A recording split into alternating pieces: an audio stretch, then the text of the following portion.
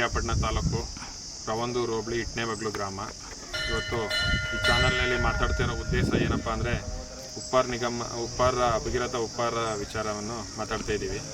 ನಮ್ಮ ಸಮಾಜಕ್ಕೆ ಇವತ್ತು ಏನು ಇಡೀ ರಾಜ್ಯದಲ್ಲಿ 7 ಲಕ್ಷ ಜನ ಅಂತ ತೋರಿಸ್ತಾವ್ರೆ, ಅದು ಇವತ್ತು ಇಡೀ ರಾಜ್ಯದಲ್ಲಿ ನಮಗೆ 35 ಲಕ್ಷ ಜನಸಂಖ್ಯೆ ಇರುವಂಥ ಮಾಹಿತಿ ನಮ್ಮೆಲ್ಲ ಇದೆ.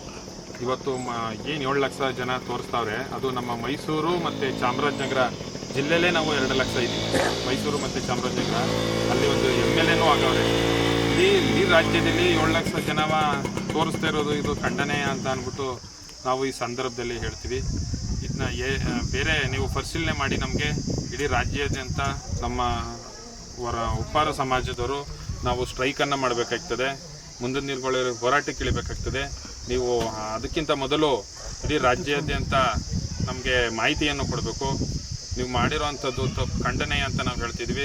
7 ಲಕ್ಷ ಜನ ತಪ್ಪು ಮಾಹಿತಿ ಇದು. ನಮಗೆ ಏನು 35 ಲಕ್ಷ ಜನ ಐತೆ ಅದು ಪರಿಶೀಲನೆ ಮಾಡಿ ನೀವು ನಮಗೆ ಮಾಡಿಕೊಡ್ಬೇಕು ಅಂತ ಕೇಳ್ಕೊತಾ ಇದ್ದೀವಿ ನಾವು. ಅದರಲ್ಲಿ ಈಗ ಉಪಮವನ್ನು ಮಾಡಿ ಆ ನಿಗಮಕ್ಕೆ ಯಾವುದೇ ಫಂಡ್ ಆಗಲಿ ಸವಲತ್ತಾಗಲಿ ನಮಗೆ ಸಿಗ್ತಾ ಇಲ್ಲ. ಮೊದಲು ಹಿಂದುಳಿದ ವರ್ಗ ಅಂತ ಏನಿತ್ತು ಅವತ್ತಲೇ ನಮಗೆ ಸವಲತ್ತುಗಳು ಸಿಗ್ತಿದ್ದೋ. ಇವತ್ತು ಯಾವುದೇ ಏನೇ ಹೋಗಿ ನಾವು ಕೇಳಿದ್ರೆ ಆಫೀಸ್ಗಳಲ್ಲಿ ನಿಗಮದಲ್ಲಿ ನಿಮ್ಮ ಉಪ್ಪಾರ ನಿಗಮದಲ್ಲಿ ದುಡ್ಡೇ ಇಲ್ಲ ಅಂತಾರೆ. ತಾಲೂಕು ವೇಜು ನಮಗೆ ಯಾವುದೇ ಆದಂಥ ಫಂಡ್ ಇಲ್ಲ, ಜಿಲ್ಲೆವಾರು ಅಂತ ಹೇಳ್ತಾರೆ, ಜನಸಂಖ್ಯೆ ಆಧಾರದ ಮೇಲೆ ಅಂತಾರೆ.